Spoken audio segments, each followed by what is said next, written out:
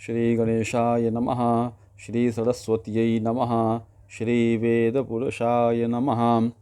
आज पुनः शास्त्री कक्षा के छात्रों के लिए जो निर्धारित पाठ्यक्रम है निरुक्त, उस निरुक्त में आज हम लोग पढ़ेंगे पद चतुष्टय के विषय में। पद चतुष्टय क्या है? निरुक्त शास्त्र में जैसा उद्धृत है कि तद यान्येतानि चत्वारि पद जातानि नामाख्याते चोपसर्ग निपाताश्च तानि मानि भवन्ति। अब यहाँ पे भाष्यकार लिखते हैं ततः यान्येतानि लोके वेदे च प्रसिद्धानि चत्वारि चतुःसंख्यकानि पदजातानि अर्थात पदगणाः नाम आख्यातमुपसर्गा निपाताश्च तानि मानि निघंटु संज्ञानि भवन्ति।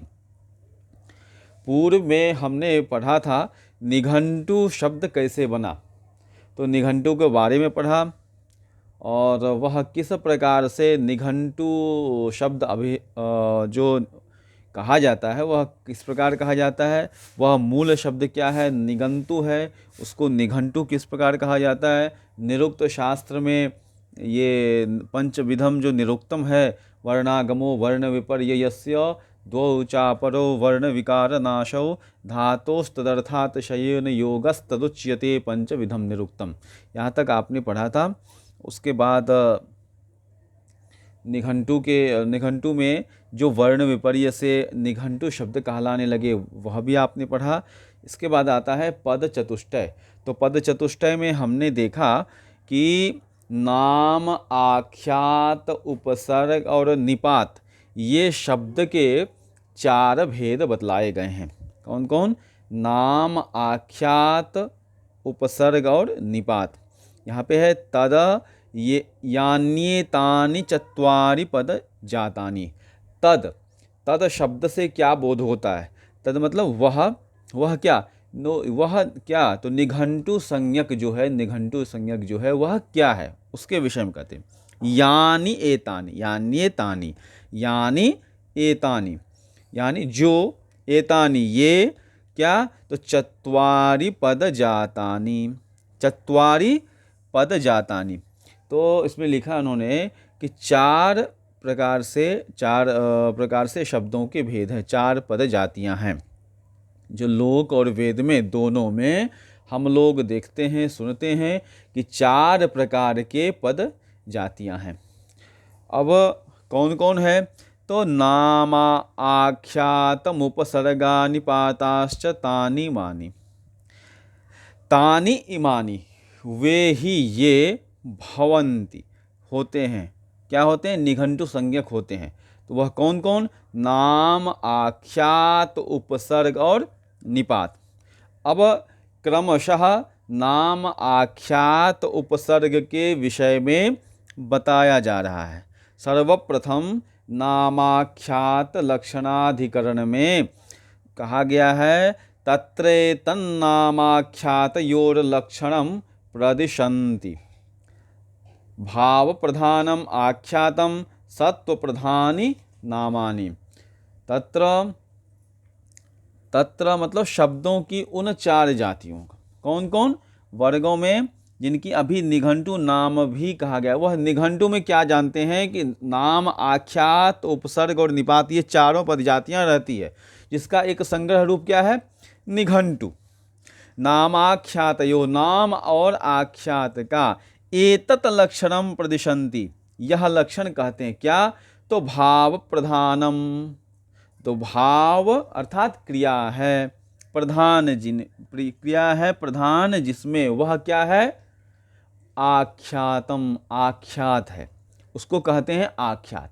भाव अर्थात क्रिया, क्रिया जिसमें प्रधान हो वह क्या कहलाता है? आख्यात। फिर आता है सत्व प्रधानी नामानि। सत्व क्या है? सत्व अर्थात द्रव्य। तो द्रव्य है प्रधान जिनमें वे क्या कहता है, क्या कहलाते हैं? नाम। सत्व प्रधानी नामानि। फिर आता है इसका यह तात्पर्य है कि जहाँ क्रिया प्रधान हो और कारकादि गौण हो वह कहलाता है आख्यात। कहा गया आख्यात अर्थात क्रिया, भाव, क्योंकि भाव प्रधानम आख्यातम, तो क्रिया हो गया आख्यात। वहाँ पे वह कौन सा गौण हो जाता है?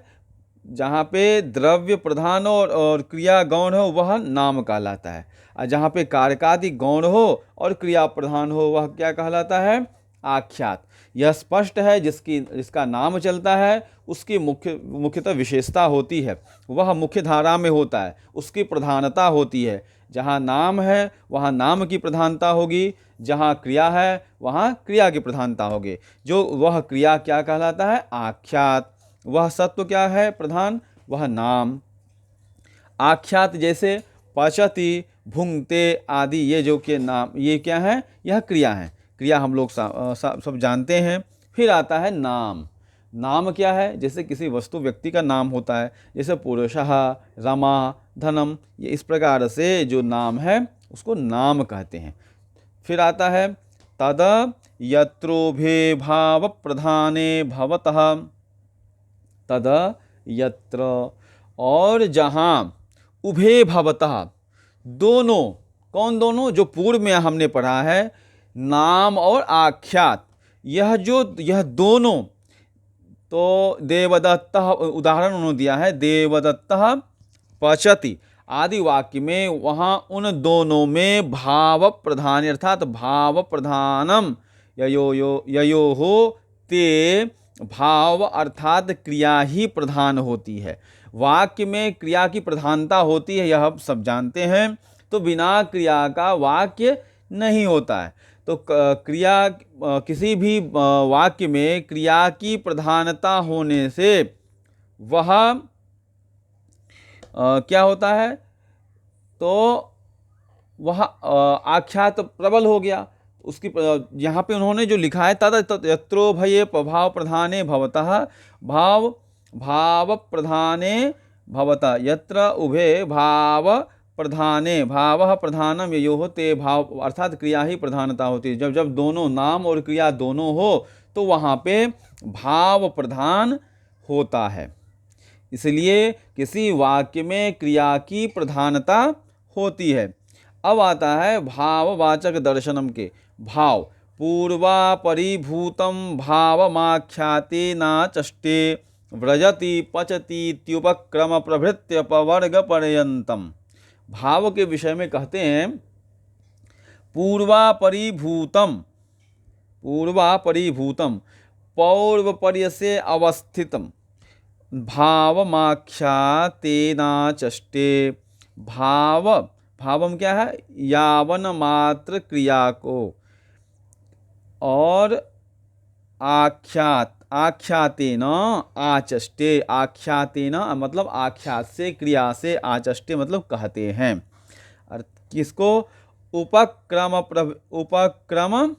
प्रभृति, किसी क्रिया के आरंभ से लेकर अपवर्ग पर्यंतम, उसकी समाप्ति तक, पूर्वापरिभूतम, पौर्वापर्य से अवस्थित भावम, यावन मात्र क्रिया को क्या कहते हैं?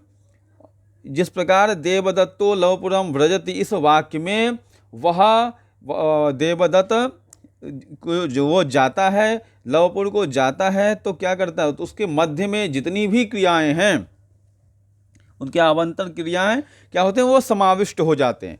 इनको करता हुआ भी देवदत्त क्या करता है? देवदत्त व्रजति, देवदत्त को हम एकमात्र कहते हैं। देवदत्त क्या करते हैं? व्रजति, जा रहा है।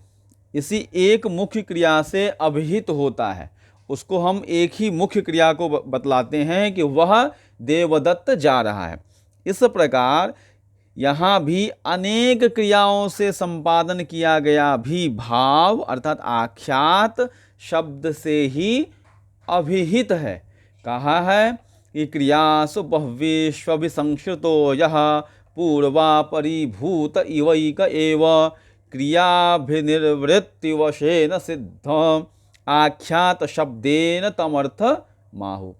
इस प्रकार से हमने जाना कि जो मध्य वाली जो क्रियाएं हैं वह सब क्या अंतर्भूत हो जाती है, मुख्य क्रियाएं ही परिलक्षित होती हैं, उसी वही अभिधान होता है, उसी को नाम लिया जाता है। जैसे देवदत्ता ग्रामम गच्छति, तो देवदत्त गांव जाता है, तो गांव जाता है तो उसके मध्य में जितनी भी क्रिया हो सकता है कि अन्य क्रियाएं भी वो करता है और करता ही है।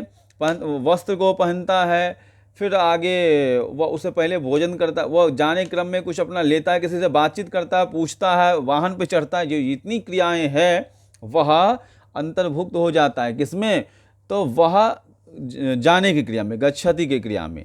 इसलिए यहाँ पे आख्यात शब्द से भी यही अभिहित है। अब आगे आता है मूर्तम सत्वभूतम सत्व नाम भिर व्रज्यापक्तिरेति। अब व्रज्यापक्ति आदि तात्पर्य यह है कि यद्यपि व्रज्या मतलब जाना, पक्ति पाक या पकाना, ये दोनों क्रिया ही है, जाना और पाक क्रिया ये दोनों क्रिया ही है, भाव ही है, अतएव इनका आख्यात शब्द से ही व्यवहार उचित है।